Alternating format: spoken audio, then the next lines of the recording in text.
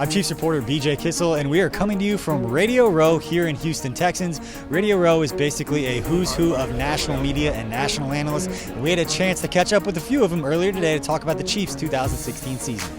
I've heard it from a lot of different people talking about Andy Reid, and people want to play, players want to play for him, coaches love working for him. Do you get a sense of what it is about how he carries himself, how he runs his team? They believe that he genuinely acknowledges, respects, and bonds with them as a human being. He is a very genuine human being, and I think that sort of transcends even some of what he does as a coach. It's about keeping guys with a singular vision and making them feel that they're a part of something that isn't just a business product for 3 hours every Sunday. So much is talked about the top 6 guys on a roster, but churning out the bottom of that roster, so when guys like Allen Bailey and Jay Howard and Derek Johnson, the injuries that you mentioned, when those guys go down, that whoever steps in, it's not going to make those same plays, but it can at least help a defense stop an offense enough to make plays. Yeah, but I thought they were missed. I mean, when you guys like Jay Howard and Allen Bailey, those are big bodies up front. They needed those guys up there. But Chris Jones stepped in as a rookie and he's going to be a star player. I mean, that kid's going to be dynamic. Then when Wilson steps in at linebacker and does a great job, I think that's a sign of a good personnel group and a good general manager. Where do you see Travis Kelce, and what do you see as ceiling?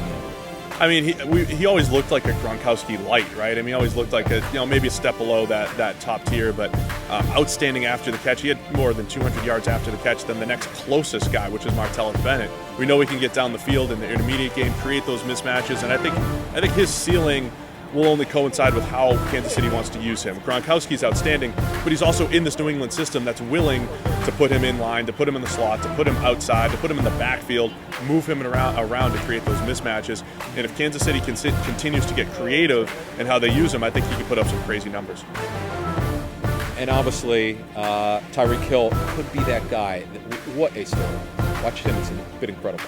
How special was it to watch from the outside how his development throughout the season and the explosive plays that he made? I mean, 12 touchdowns. The average, I think, was over 44 yards on those 12 touchdowns. Is that a record? By the way, this must have set some kind of record. The Chiefs obviously did a great job of scouting, and we know about his off-the-field issues. And Andy's been phenomenal in managing these situations. Andy's big in giving people second chances. The Chiefs did their homework on him. You just look at the job that their coaches have done. And Andy, Joe Banner, the former Eagles president, told me this. He sees it differently. The great coaches see what others don't see, and that's what makes Andy a great coach.